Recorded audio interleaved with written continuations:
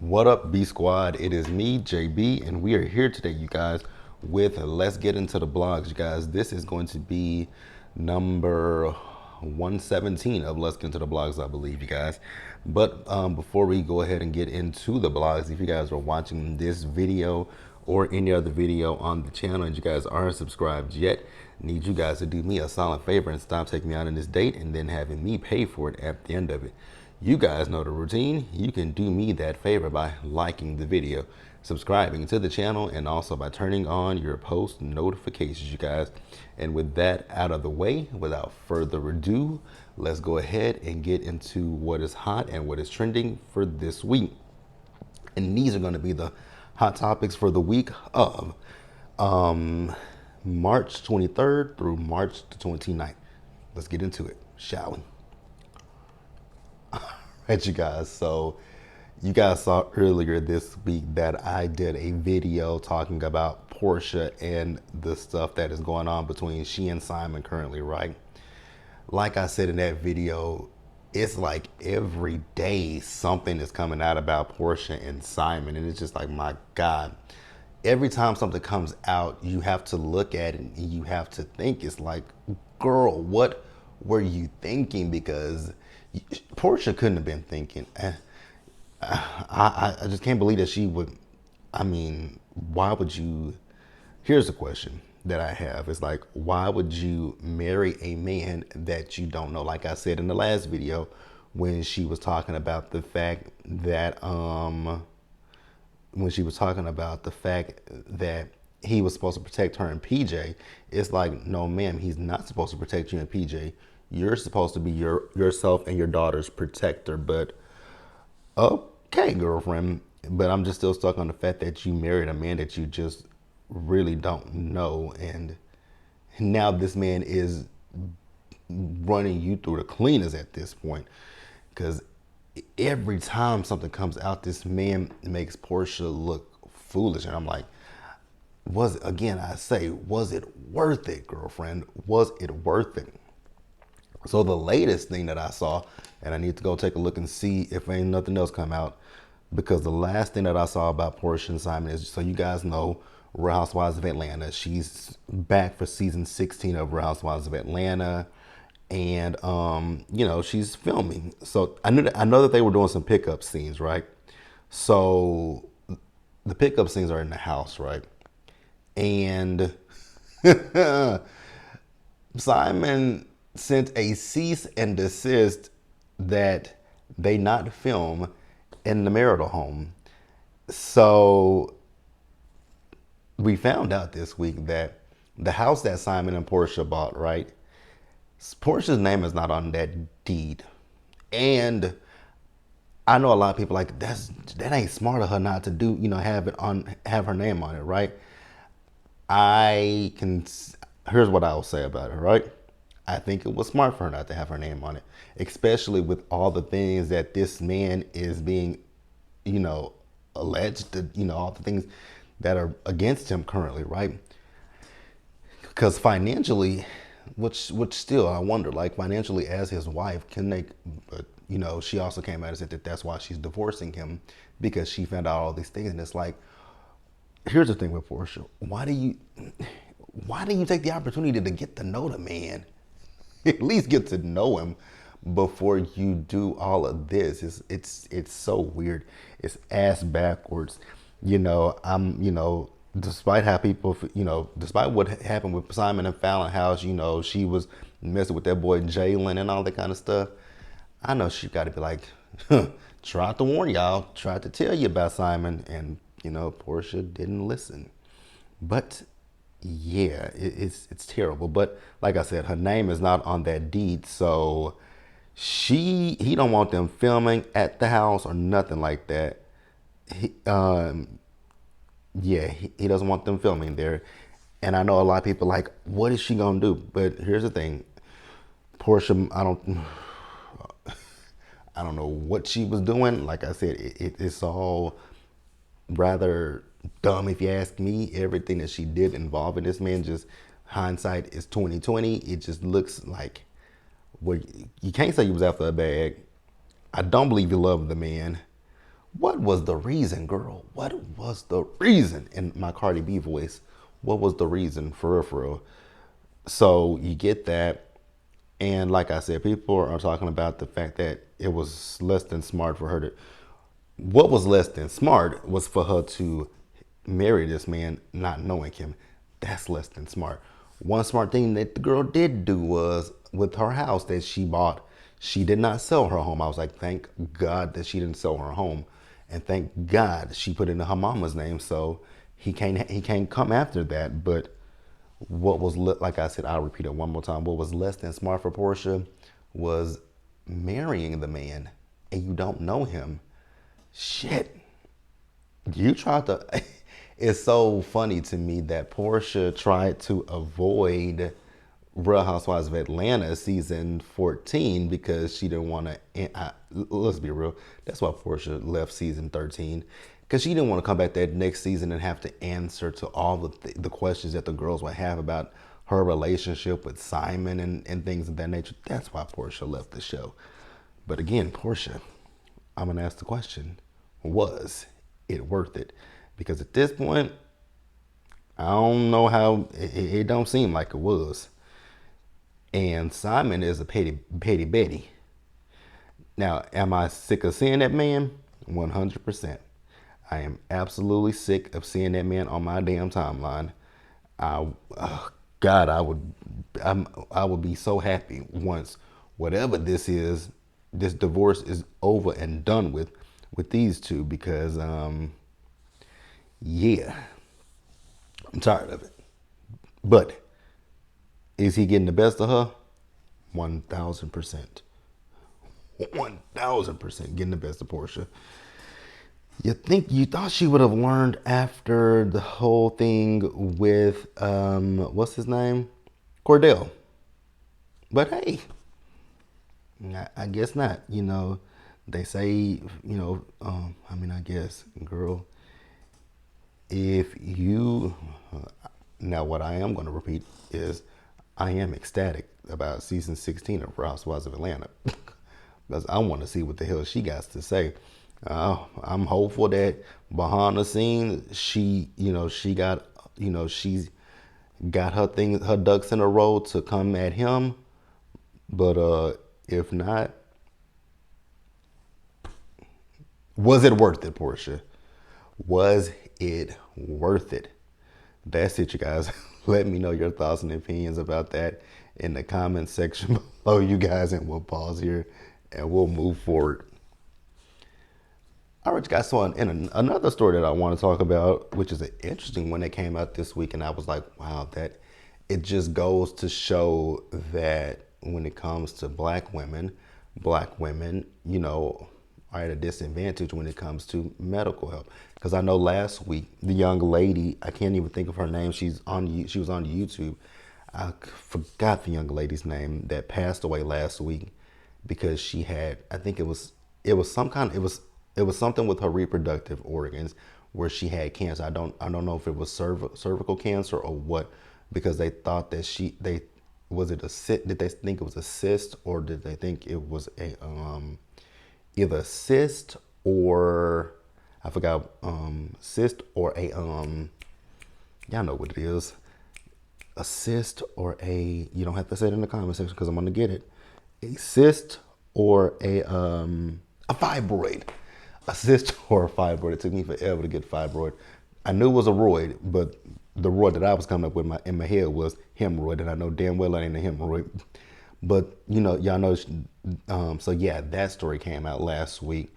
Then, interestingly enough, this week Halle Berry put out a story about her going to a doctor, and the doctors thought that she had herpes.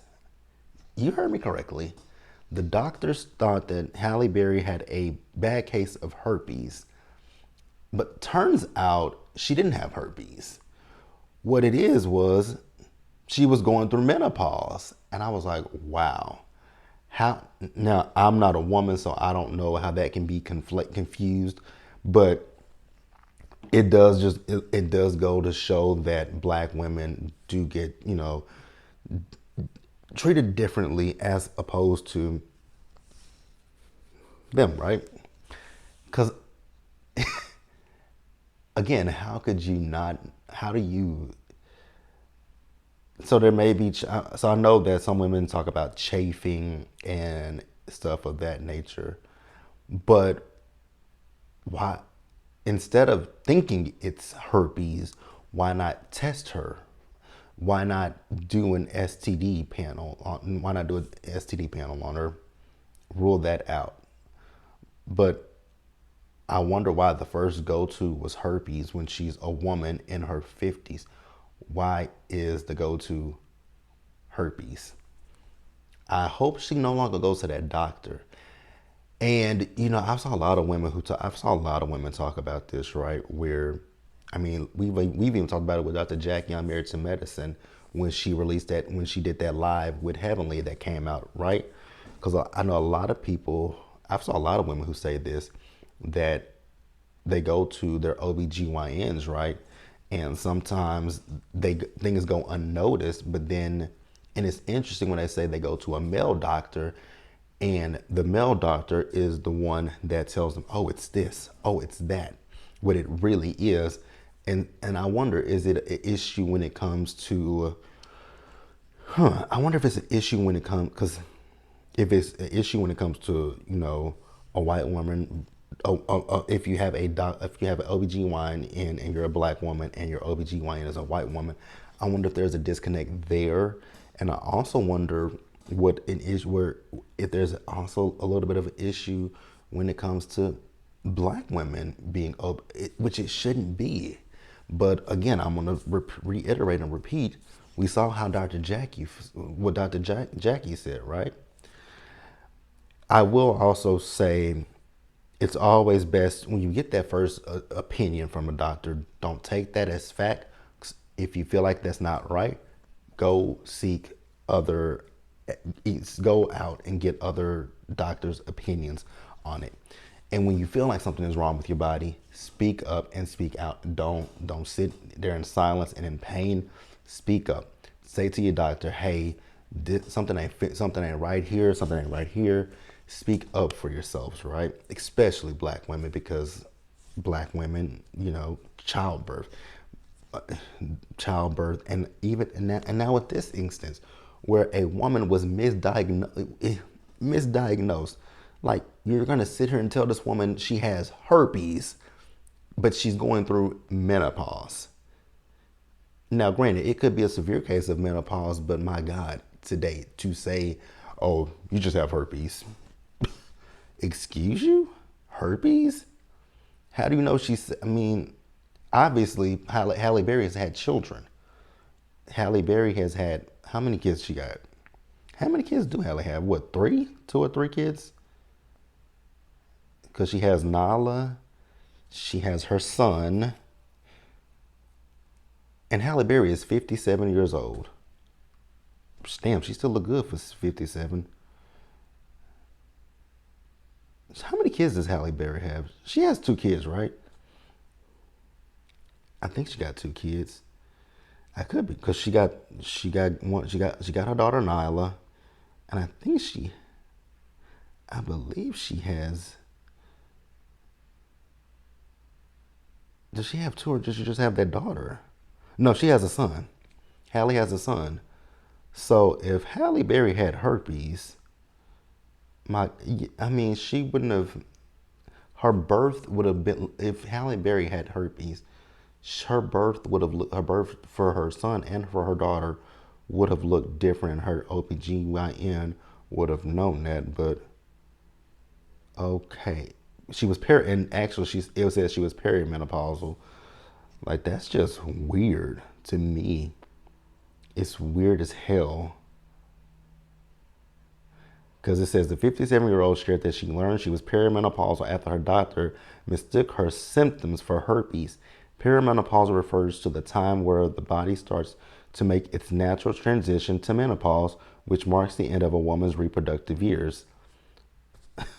She said, this is her quote, it said, "First of all, my ego told me that I was going to skip perimenopausal," she began.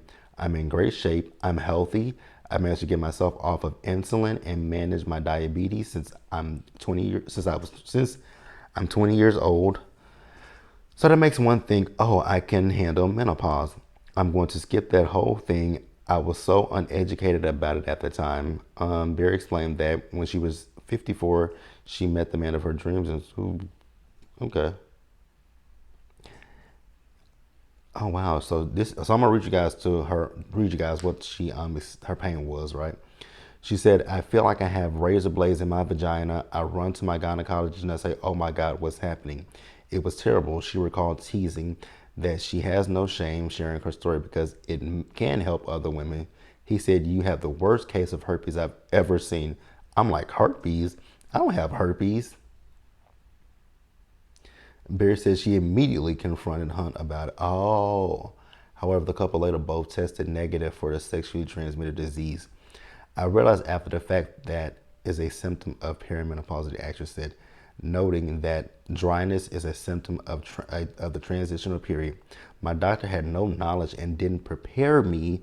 That's when I knew, oh my gosh, I've got to use my platform. I have to use all of who I am, and I have to start making a change and a difference for other women. Barry ended the conversation asking the audience to help us change the way culture views women at this stage of our life. That is so crazy. She went to her fucking gynecologist, telling her gynecologist that it feels like razor blades in her vagina. And this doctor tells her that she has the worst case of herpes. Then she goes off on her partner, and they go get tested, and they test negative for STDs. Then the doctor says, she went to the doctor, and the doctor knew nothing about it. What the hell? That's crazy. It says my doctor had no knowledge and didn't prepare me. What the fuck? Nah. Do your due diligence, you guys. If something don't sound right the first time, because you know your body better than these doctors know your body, that is terrible to think that that doctor said that she had fucking herpes when she just had menopause. She was going through menopause, going through the change, which is normal for every woman. Well, not every woman goes through menopause because my mom said she never went through menopause. But that's it, you guys. We'll pause here and we'll move on to the next story. All right, you guys. So the next story, now this is one that I had been wanting to talk about. I'm so glad that I did not talk about it because a lot of people who talked about it kind of now have egg on their face. And it ain't no a little bit. It's a lot of bit. It's a lot of bit. So what was it? 2 weeks ago that people. So it was about 2 weeks ago when Kate Middleton had posted a picture of she and her kids, right? And the picture was photoshopped, right? And she came back later out and admitted that it was photoshopped. So people then started speculating, like, oh my God, what's going on with Kate Middleton? The royal family needs to speak out. And I was like, oh my God. And I will be honest with you guys about how I was thinking, right? What only thing that I thought about was what happened with Princess Diana, and I was like, "Ooh, God," because we know Princess Diana's tragic story, and I was just like, "I hope this isn't another situation like that." But then I was like, maybe, and I was like, they don't have to speak out and say anything. I think people were just overreacting, and so the next day, I believe so. There was a video at one point that surfaced of her and Prince William walking, I believe, or there was a still photo. Then there was a photo of her in the car, and I remember watching The View that week because Sonny got up from the table and went to the picture to show some discrepancies in the photo, because in the photo you could see the bricks didn't look the same, right? And I was like, oh God, this is becoming a thing. And then, people started making fun. I was like, okay, y'all have not, I'm like, we have not learned our lesson, you guys. Because Chadwick Boseman That's the biggest tell right there. That man was sick, and then when people saw him frail, people started making comments about it, not knowing that the man was sick, and then the man passed away. Tracy Braxton, the woman was sick. People would see pictures of Tracy, make comments about Tracy, and Tracy passed away. I was like, good God. It's and we're not in the same boat with Kate Middleton, but we're in a similar boat with Kate Middleton, right? Because of the fact that Kate Middleton came out last week and said she has cancer. And I was like, damn. She's very young too, right? Because Kate is probably what, in her 40s? Because I don't think Kate is in her, she's not in her 50s. She's a younger woman. She's a younger woman. Don't King Charles he has cancer too, right? I think he has cancer. Kate Middleton. She's 42 years old. Wow, she's very young. Damn. That's and it's interesting when you think about it. Like there are a lot of younger people who are, being diagnosed with cancer these days. It's it's it's very very interesting. But yeah, the girl now has cancer, and I know people got to feel away, like because I know Stephen Colbert who came back out and had to issue an apology for some things that he said on the Colbert Report or the Colbert Show. What I don't watch Stephen Colbert like that, but people were just saying things, and it was just like we gotta stop assuming. We gotta stop jumping to conclusions because what's the age old saying? When you make an assumption, you make an ass of yourself, and I think that's what a lot of people did was made asses of themselves with this whole situation with Kate Middleton. And she didn't want her kids to know, and that's why she hadn't said anything. And I'm like, damn. She didn't want her kids to know. Now because everybody's talking about it and it's become such a big thing, she now has to come out and speak out about it. It's like, that is so janky and fucked up. And I hope that the people who were making the comments, I hope that you feel like it's HIT. That's all I gotta say. And if it's any of you guys, I just hope you guys just take a introspective look. I don't hope my people feel like shit. I will say that. I just want you guys just to be like I just said. I gave two examples of times where people made jokes, jumped to conclusions. Tracy and Chadwick Boseman, they were both sick. And if you guys don't know, if you guys have never dealt with cancer or know anybody who's had a battle with cancer, it's it's a everyday struggle, and it's tedious. It's time consuming. It's a lot. It's a whole lot. It's tedious. It's taxing because you have to go to these appointments. You have to, like my grandmother, when we found out she had cancer, we had to go take her to the doctor's appointments, and it was those doctor's appointments were damn near every day, right? Because before cancer, she was going to the doctor, just doing her yearly checkups. But when the doctors found the cancer, those appointments were they were back to back to back to back to back.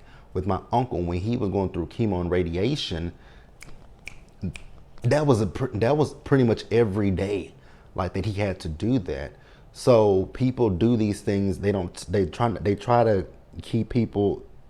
One, they're trying to keep themselves in good spirits and get through this battle that they having to go through.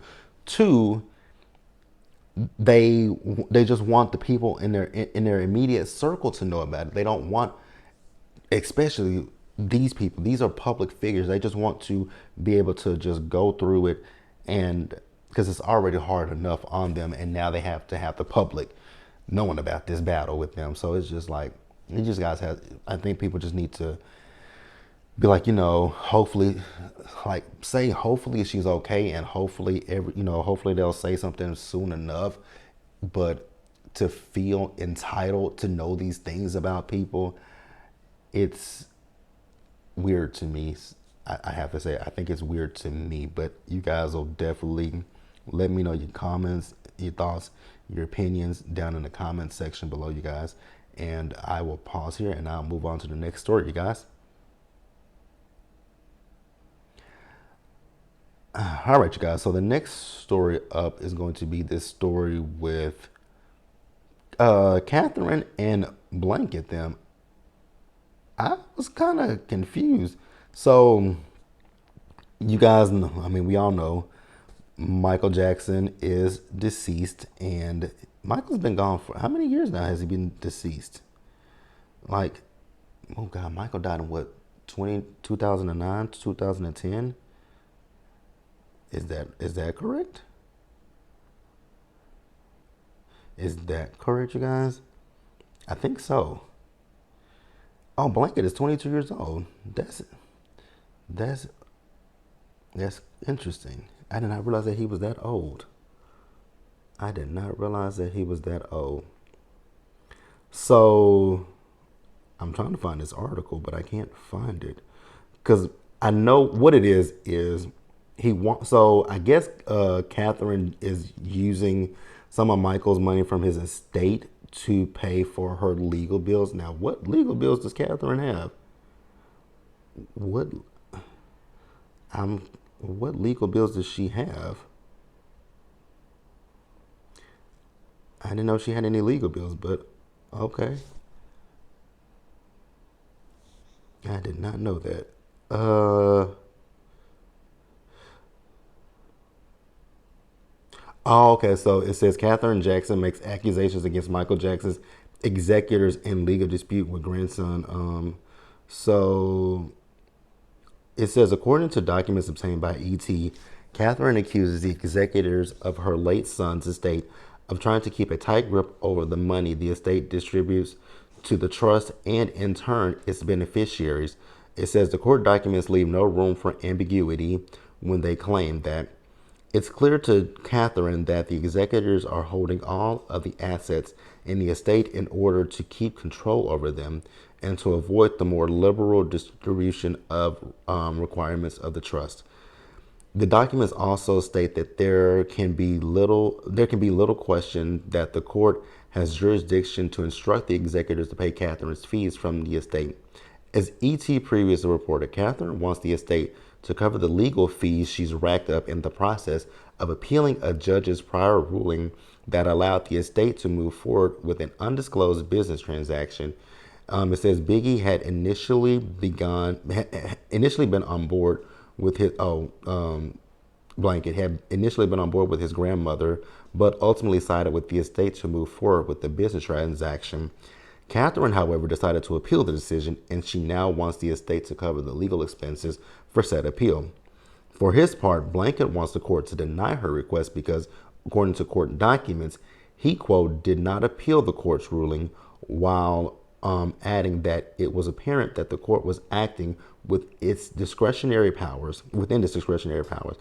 The chances of a reversal on appeal were quite slim, and Blanket did not wish to incur further expenses in pursuing an appeal.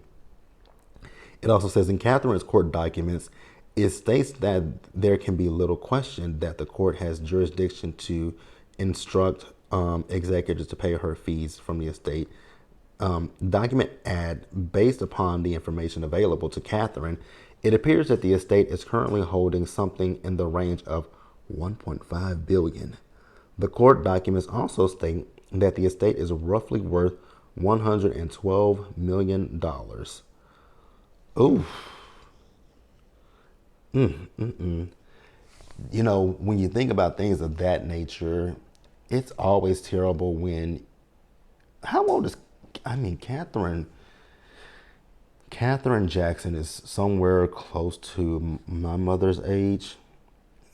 Catherine, actually, she's older than my mom because my mom would be this year, so we're in 2024, right? My mom would be 84 years old, and Catherine is 93 years old. Oh, God, just let that woman, my.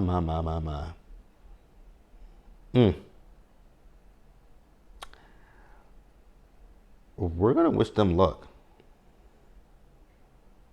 We're going to wish them luck.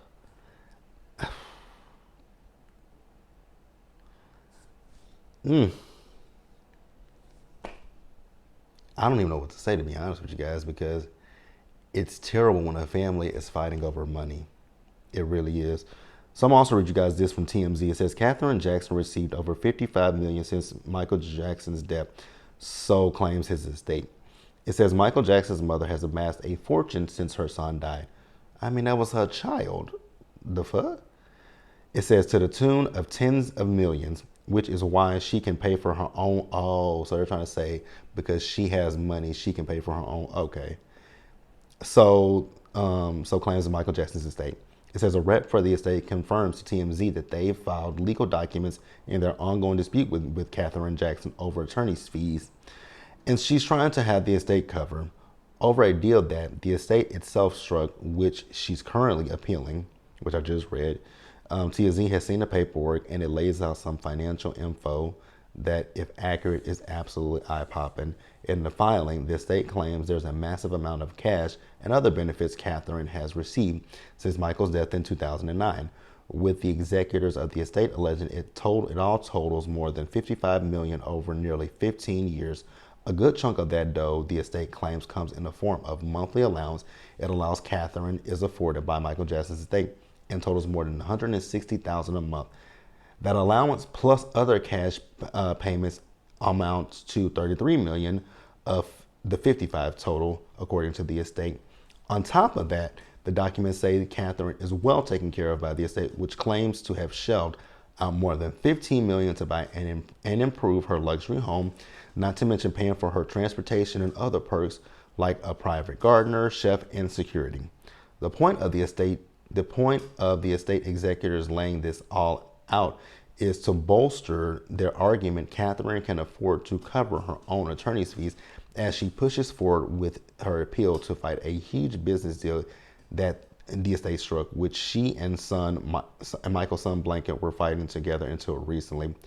Unclear what exactly the deal is, but it appears to be related to the blockbuster deal the estate struck for Sony to buy half of Michael Jackson's catalog for 9 figures. Wow.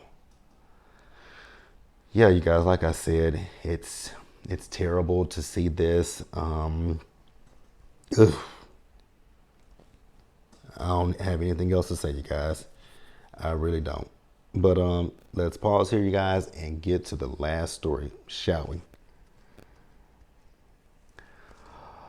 All right, you guys. So the last story, I don't know how long I'm going to talk about this, but it's this situation with Diddy.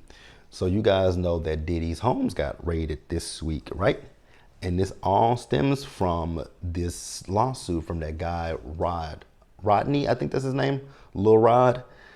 So we're going to read this, right? This comes to us from the Los Angeles Times. It says, inside the Sean Diddy Combs raids, emptied safes, dismantled electronics, gun-toting feds, and also his sons were in handcuffs. And then did y'all see? I'll be sure left them put a message up for Quincy to basically come home. I was like, oh God, this is terrible. Now we're gonna read this. So it says it was a major show of force. Dozens of agents, some heavily armed, descending on Sean Diddy Combs' estate in Los Angeles and Miami. Television news helicopters captured the action as Department of Homeland Security agents served a search warrant in what officials described as an investigation into alleged sex trafficking claims the music legend denies. Homeland Security investigators yelled for those inside the star's home to come out with their hands in the air. Combs' adult sons later told their father they had lasers pointed at them as they emerged from the home. Sources told The Times Combs himself was in Florida at the time, but much remains unknown about the case and how close authorities are to determining whether to file criminal charges. Here's a rundown of what we know and what we don't. What we do know from the searches. Sources with knowledge of the operation who requested anonymity because they are not authorized to discuss it publicly said it appears investigators searching Combs' home emptied safes, dismantled electronics, and left papers strewn in some rooms. Federal agents disabled his security system and seized the hard drive, a source told The Times. The tracks with some of the tracks with what some legal experts expected investigators would seek if trying to build a sex trafficking case against the hip hop mogul. It says Dimitri, I can't pronounce it, Gorin, a former LA County sex crimes prosecutor who is now in private law practice, said investigators would likely seek authorization to search for videos or photographs on any devices connected to the target. Anywhere where digital images can be found in connection to sexual conduct that would have been recorded. It is unclear what was recovered in the bicoastal searches. Federal authorities spent several hours at both homes. Sources said Combs was in Miami at the time, but not at his Florida home when the raids occurred. No one has been arrested in connection with the investigation, although two of Combs' sons were briefly detained on the property. And Brendan Paul, a man described in a recent lawsuit Combs as a confidant and drug mule, was arrested at the Miami airport the same time the raids were being conducted. Miami-Dade police took Paul, 25, into custody on suspicion of possession of cocaine and marijuana laced. Oh my God. Oof. My Lord. It says, where does the case stand? It says sources told the Times that Combs is the subject of a sweeping inquiry into sex trafficking allegations and sexual assault. The investigations come after 4 women filed civil lawsuits against Combs, accusing of, R-word assault and other abuses dating back 3 decades. One of the allegations involving a minor. A source familiar with Homeland Security's criminal inquiry said investigators have interviewed some of the people tied to the sex trafficking allegations in the lawsuit against Combs. They convinced one or more federal magistrates that they had enough probable cause for one or more search warrants, said Megan Blanco, a defense attorney who has handled sex trafficking cases. Given the scope of investigation, it seems they are further along than most investigations. Gorin said the allegations involving a minor could be a key focus in the inquiry. If a minor is involved across state lines for the purpose of sex, that is enough for at least an argument of sex trafficking because somebody underage cannot consent, Gorin said. Sex trafficking for adults usually involves more sort of coercion or other restraints, he said, and can be tougher to prove. Prosecutors would need to show you in quotation marks, encourage somebody to engage in sexual activity for money or other inducement. This just, my God, my God, my God. And there are a lot of people that they are linking to this, right? I know 50 Cent's, one of his baby mamas, is being accused of this, being a SEX worker. Carisha, who else? It's a lot of people's names that are roped into this. And the one thing that I can say definitively, Diddy ain't getting out of this. There is no way that Diddy's getting out of this because, initially when this guy, because this is the same guy who came out a few weeks ago, right? This is the same guy that came out and was saying that Diddy made him watch the gay adult film, right? That he said was Stevie J, but Stevie J came out and said it wasn't him. And the adult actor in the video said, no, that ain't Stevie J, that's me, right? So people kind of took that at that point and was like, was he telling the truth? And I think this man is suing for what, 30 million? He's suing for money too, right?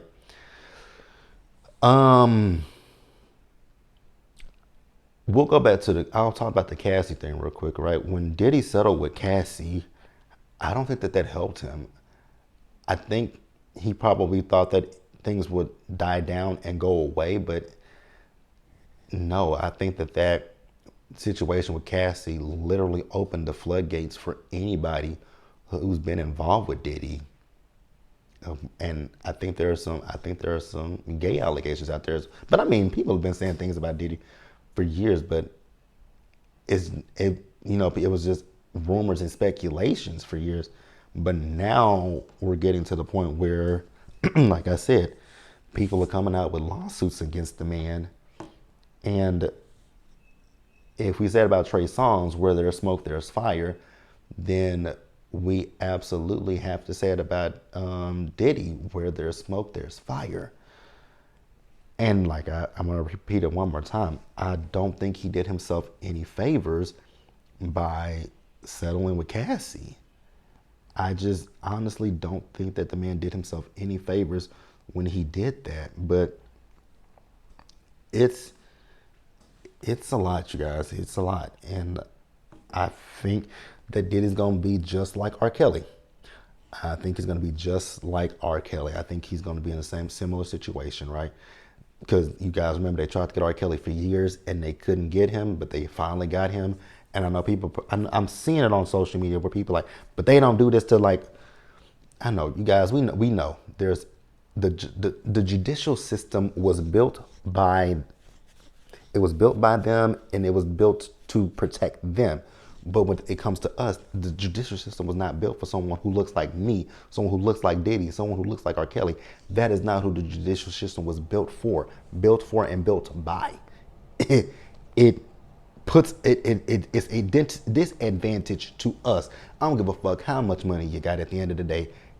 You can have billions and billions of dollars. Look at R. Kelly. Man had money out the asshole. Man is in prison today, broke as talking about how he broke it he is. So keep that in mind. Keep that in mind, right? So once again, the system was not built for someone like, if you look like me, if your skin color, if you got if you are got any melanin in your skin, that system was not built for you. That system was built to oppress us, put us back in shackles and chains. And once people realize that, I think we'll be in a better place. I don't, again, like I said, I don't give a fuck how much money you have. Once it's done, once you do something and they can prove it, it's a wrap, basically. But hey, that's it, you guys. Let me know what you guys thought about this hot topics. Let's get into the blogs. Leave your comments in the comment section below. Have a great weekend, you guys. I wish, have happy Easter to everybody who, celebrate Easter, Passover. And I will see you guys later. So what do I have coming up, you guys? What's coming up? I'm Drop Love and Marriage DC, so we don't have to worry about that. I don't know what I got coming up. Oh, Potomac Reunion Part 1 on Sunday, and then Summer House Martha's Vineyard. So I'll see you guys for all of those videos. Bye.